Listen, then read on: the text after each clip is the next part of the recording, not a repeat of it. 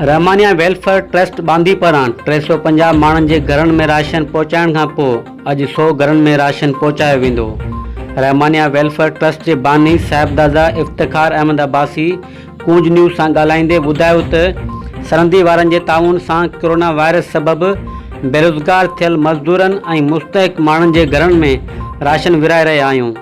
पहिरें मरहले में 350 माण्हुनि जे घरनि ताईं राशन पहुचायो वियो आहे, जॾहिं त अॼु सूमर जे ॾींहुं वधीक 100 माण्हुनि जे घरनि में राशन पहुचायो वेंदो ऐं सुभाणे अंगारे जे ॾींहुं पिणु वधीक 100 माण्हुनि जे घरनि में राशन पहुचाईंदासीं।